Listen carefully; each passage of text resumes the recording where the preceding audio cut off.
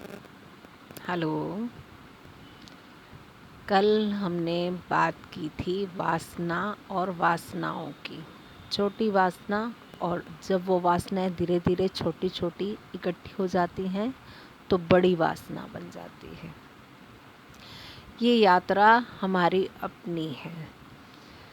अगर हम अपने में इंटरेस्टेड नहीं हैं तो इस रास्ते पे चलने को अभी रोक दीजिए। ये अध्यात्म का रास्ता अपने लिए है, ना कि दूसरों के लिए।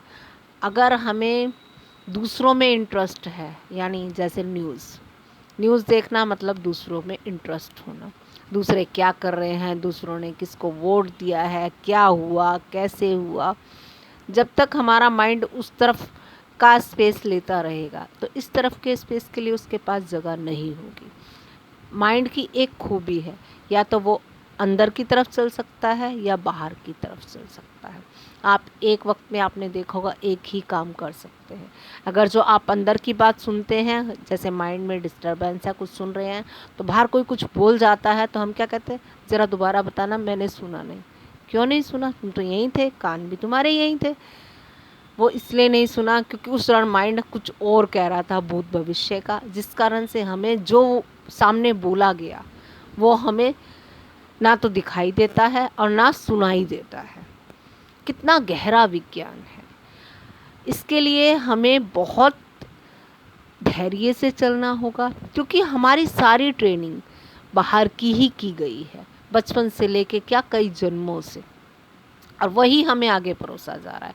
कभी तो उसको तोड़ना होगा हमें, क्योंकि जितना भी हमने बचपन से आज तक किया है, क्या उससे हमारी प्रॉब्लम्स का हल निकला? सिक्योरिटी हो गई, हम पावरफुल हो गए?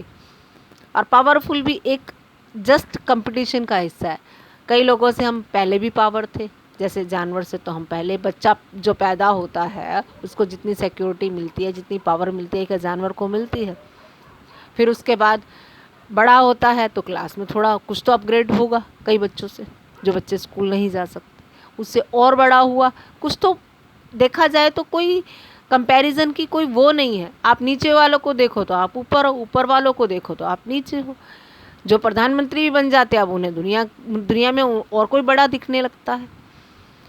उन्हें उल्टा काम होता है, साधु संत ज़्यादा बड़े शायद दिखते होंगे, क्योंकि हमने सुना है, ग्रंथों में सुना है कि राजा महाराजा साधुओं के पास जाके पूछने जाते थे अपनी समस्याओं का हल। बताओ फिर कौन बड़ा? श्री राम भगवान के पापा, श्री कृष्ण के पापा, उन्होंने अपने बच्चों को साधुओं को समर्पित किया ताकि आप पढ़ाइए, गुरुकुल भेजा, यानी उनको अपने से बड़ा समझा। तो ये सर्कल है, इसमें कुछ बड़ा छोटा कितना भी आप कर लेंगे, आप ऊंचाई पे होते हो, उससे ऊंचाई और बढ़ जाती है। कितनी ऊंचाई लेंगे? ऊंचाई कुछ होती ही नहीं है। जिस दिन ये समझ आएगी तब हम अंदर की यात्रा की तरफ चलेंगे। जो साधु होता है वो एक ही काम करता है, वो ही काम हमें करना होगा, और उसके लिए बहुत धैर्य चाहिए। वो ये नहीं करता कि बाहर क्या हो रहा है, वो ये देखता है मेरे अंदर क्या हो रहा है। जैसे हम लोग एक एक चीज़ में देखो बहुत कुछ छिपा है, दूसरे के बारे में नहीं भी बताता, वो हमारे बारे में बताता है।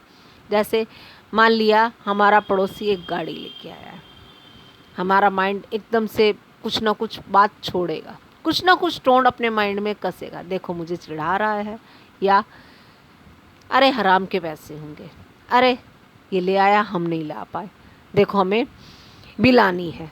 अब ये तीन चीज़ें हुई। अब देखा जाए क्या है ये चीज़, ये क्या इंगित करती है।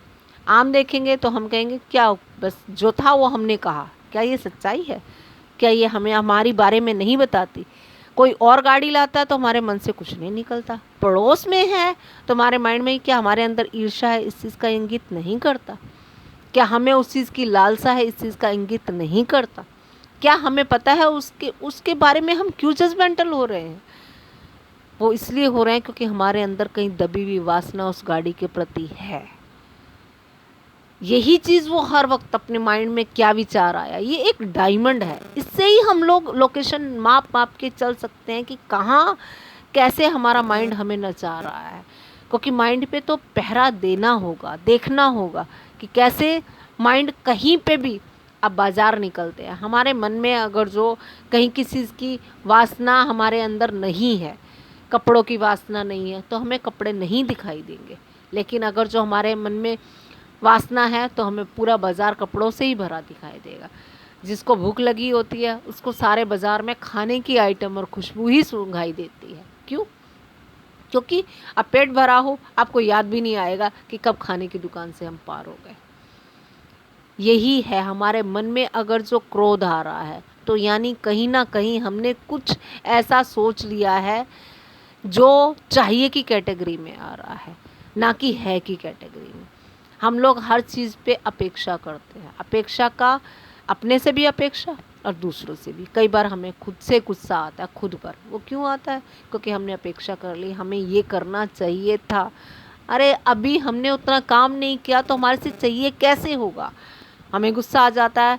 साधु के रास्ते पे अगर जो हम चल रहे हैं, हम मिनटों में अपना टैग लगा लेते हैं कि हम तो आध्यात्मिक हो गए, अब हमें गुस्सा नहीं आना चाहिए। या हमें हमारे सामने जो भी हम जो काम करते हैं, हमारा मालिक है या हम दुकानदारी करते हैं, जो कस्टमर आते हैं सामान लेते हैं, हमारे माइंड में एक इमेज बना रखी है कि कस्टमर को आके प्यार से बोलना चाहिए। वो उसकी मर्जी है, वो कैसे बोलेगा। है और चाहिए में फ़र्क है। जो उसने बोला वो वही है और जो हम समझ रहे हैं वो हम हैं।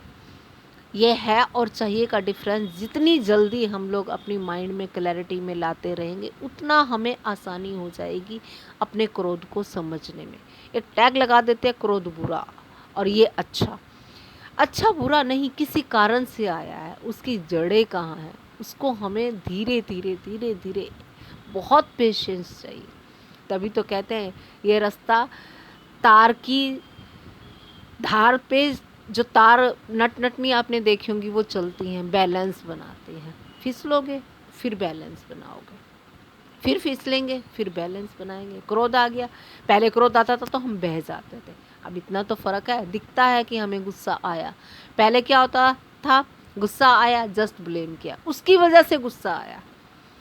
जबकि लाओ त्से ने एक जगह पे कहा है, अगर जो हमें किसी जगह पे चोट पड़ती है तो वो चाहे किसी आदमी के थ्रू चोट पड़ती है या प्रकृति के किसी हादसे के थ्रू चोट पड़ती है, तो पलट के देखें कि हमें ही क्यों पड़ी है, उसमें क्या संदेश था। हम क्या करते हैं, किसी आदमी ने अगर जो किया और हमारे बस में वो चीज़ है तो हम उसके ऊपर कोर्ट कचहरियों में लग जाते हैं। इसी दौरान हमारा पीस का रास्ता छूट जाता है, अध्यात्म का रास्ता छूट जाता है। हम मिनटों में बन जाते हैं। जब हमारे साथ हमसे गलत होता है तो हम चाहते हैं दूसरा हमें माफ़ी दे, और जब दूसरे से गलती हो जाती है, हम उसमें माफ़ कर सकते थे, तब हम क्या करते हैं, न्याय मांगते हैं। न्याय क्या? सिर्फ एक हम लोगों की पावर उस टाइम हाथ में आई तभी तो हम माफ़ कर सकते थे।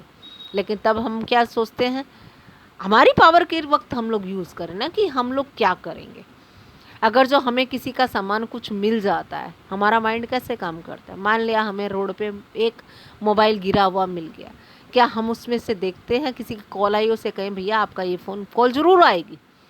हम क्या करेंगे, ज़्यादातर भगवान ने हमें एक गिफ्ट दे दिया, जस्ट उसकी सिम निकाली फेंकी और जस्ट उस फ़ोन को सोचते हैं कैसे भी करके हम यूज़ कर लें। तब हम क्रॉस क्वेश्चनिंग करते हैं कि किसी गरीब का गिरा हो सकता है, उसकी क्या ज़रूरत है। ये चीज़ हमारे हाथ में है। और वैसे हम लोग दिन रात क्या गालियाँ निकालते हैं जिन्होंने हमारा फ़ोन चोरी किया है। क्या हमारा मन बेईमान नहीं है? जब हमारे हाथ में आया तब हमारा क्या था? तब हमने ये कोशिश की कि उस बंदे के कितने ज़रूरी कॉन्टैक्ट्स होंगे उस तक पहुंचाएं। हमें ही बेईमान लोग क्यों मिलते हैं? क्या हम बेईमान नहीं हैं? एक बार मैं अपनी मन की बात बताती हूँ। एक बार किसी से बात करते करते, किसी को बात समझाते समझाते मुझको खुद समझ आ गई। एक दुकान पे, मोबाइल की शॉप पे मैं, कुदरत ने मेरी ड्यूटी लगाई है, काम करती हूँ। तो एक कस्टमर ने ऐसे ही बात की कि दुनिया इतनी बुरी है, पता नहीं किसी से कोई रास्ता पूछो तो वो हमें गलती क्यों बताता है। पता नहीं क्यों मेरे मन में आए। मैंने कहा एक चीज़ बताइए आप, अगर जो आपको कोई रास्ता पूछे तो आप क्या करेंगे? कह रहा कुछ नहीं, मैं उसको ले जाके उसके सही डायरेक्शन बताऊंगा, उसको घर तक छोड़ के आऊँगा। मैंने कहा ठीक। मैंने कहा एक चीज़ बताइए, अगर जो आप ये कर रहे हैं, हो सकता है आपने कैसे टैग कर लिया, ऐसे लोग दुनिया में और भी तो होंगे ना। अगर जो आपको कोई रास्ता दे के आपको, आप अपनी जगह कमिटमेंट में रहिए ना कि मैं किसी को गलत रास्ता नहीं बताऊंगा, मैं गलत नहीं करूंगा, तो दूसरे पे छोड़िए। और कुदरत करती है ऐसे, क्या तुम्हें माँ बाप जो मिले हैं वो तुम्हें तुम्हारा रास्ता सही नहीं बताते? ये भी तो कुदरत की ही देन है। घर में हमें जो टीचर मिले हैं, जो आस पड़ोस में मिले हैं, क्या वो हमारा साथ नहीं देते? हम अच्छाई की तरफ देखना कहाँ जाते हैं? हम हमेशा देखा जाए तो बुराई पे ही तो हमारी भी नज़र है, फिर हम भी बुरे बनने को तैयार हो जाते हैं। हमें ही क्यों हम लोग गलत मिल रहे हैं? क्या हमने क्रॉस क्वेश्चनिंग की? अच्छे लोग भी मिलते हैं, ऐसा नहीं है। चारों तरफ अच्छाई फैली हुई है, लेकिन हमारी नज़र बुराई पे है तो बुराई ज़्यादा बढ़ के आती है। हमें वो भूल जाते हैं जिन्होंने हमारा साथ दिया। कितनी जगह पे कितने लोगों ने हमारा साथ दिया। जो परचून वाला भी बाहर है, वो आपसे थोड़ी सी जो भी चीज़ की कीमत है आपसे हंस के बोलता है, आपके बाकी के हिसाब के पूरे पैसे वापसी देता है। कभी हमें ध्यान आता है कि वो भी ईमानदार है, या हम भी ईमानदार हैं? हम जो ड्यूटी देने जाते हैं, जहाँ नौकरी करते हैं, शुक्र करिए कुदरत का कि हमें रोजी रोटी मिलती है, रात को कभी भूखे नहीं सोते। हम हर टाइम गालियाँ निकाल निकाल के अपना टाइम, 24 घंटे ही है सबके पास, चाहे अच्छाइयाँ देख लीजिए और चाहे दुनिया में बुराइयाँ देख लीजिए। बुराइयाँ देखेंगे तो बुराइयाँ बढ़ रही हैं, और अच्छाइयाँ देखेंगे तो अच्छाई बढ़ेगी ही बढ़ेगी। एक से एक पौधा लगता है। जो जैन योगा आगे हमें चैप्टर्स में सिखाएगी, उसका चैप्टर का नाम है टेम्पेस्ट, यानी मन की आंधी। साधु कभी शांत नहीं बैठता, वो अपने अंदर जो हलचल जो हो रही है उसको जस्ट देखता है। ये विचार आया, क्यों आया, ये किस कारण से आया। अब कोई हमें बाहर किसी की कोई दुर्घटना हो जाती है, कुछ होता है। एक बार मैं और मेरे भैया कहीं से आ रहे थे और अचानक से देखा एक स्कूटी गिरी हुई है और एक आदमी वहाँ गिरा हुआ है, उसके सर में से खून निकल रहा है। तो मैं और भैया उतरे और हमें लगा कि उसको साइड कर दें, कोई बड़ी व्हीकल वगैरह आके उसके ऊपर से ना निकल जाए। गाड़ी भी, स्कूटी भी उसकी खड़ी थी, तो भैया उसको साइड करने के लिए, मैं भी वहाँ पे साइड में खड़ी हुई, मैं भी उसको हेल्प कर रही थी कि क्योंकि जेंट्स शरीर भारी होता है। भैया ने उसका दोनों हाथ पकड़े, मैं पैरों की तरफ से, मतलब ये था कि उनको सड़क से साइड कर दें एक बार को, उसके बाद फिर एम्बुलेंस वगैरह या पुलिस को बुलाएंगे, जो भी करना चाहेंगे। इतने में एक 3 व्हीलर आया, उन्होंने, हम, मुझे लगा कि वो हेल्प कर रहे हैं, उन्होंने बोला दीदी आप हटिए, हम हैं ना। मैं हट गई। जैसे मेरी नज़र पड़ी, वो क्या कर रहे थे, वो उसकी जेबों पे हाथ डाल के उसके पैसे और मोबाइल निकाल रहे थे। मैंने चीखा, मैंने कहा भैया ये क्या कर रहे हो? उसकी ज़िंदगी मौत का सवाल है और तुम्हें क्या दिख रहा है कि मौका मिला है, निकाल लीजिए। जैसे मैं चीखी, और तब तक मैंने पुलिस को कॉल कर दिया था, वो फटाफट भाग गए। ये है हमारी वासनाओं की जड़। हमें पता ही नहीं लगता, जब मौका मिलता है तब हम क्या करेंगे। क्या हमने इससे पहले कभी सोचा है? दिन रात हम बुराइयों की बातें करते हैं तो बुराई की तरफ मन चलेगा, ऐसा नहीं वो चीज़ हम नहीं कर सकते। हो सकता है हमारे साथ सामने ये चीज़ है, एक तरफ बंदा मर रहा है और एक तरफ हमारी ज़रूरत का सामान हमें मिल रहा है। हम ज़रूरत के सामान की को देखने के चक्कर में हो सकता है उस बंदे की मौत को देख भी ना पाए। यात्रा लंबी है लेकिन बहुत अच्छी है। इस यात्रा के बिना कभी रास्ता होगा ही नहीं। चलना हमें खुद पड़ेगा, एक एक कदम, एक एक कदम। जितना बीज हम लगाते जाएंगे वैसे ही हमारे आगे फल आते जाएंगे। फल की चिंता क्यों कर रहे हैं हम लोग, है ना कुदरत। हमसे कभी कुदरत पूछती है कि चलो आज खाना नहीं पचाते, पचाएं कि ना पचाएं, हार्ट बीट करें ना करें। कितना सिस्टम उसने सुंदर हमें दिया है। क्या हम जब माँ के पेट में थे, हमारे जब नए नक्श बन रहे थे, जब हमारा शरीर बन रहा था, क्या हमारा उसमें से कुछ भी इंटरप्शन था? कितना सुंदर उसने हमें तैयार करके दिया। आँखों से देखने की ताकत दी, कानों से सुनने की ताकत दी, कितना कुछ दिया, और हमें उस पर विश्वास नहीं है।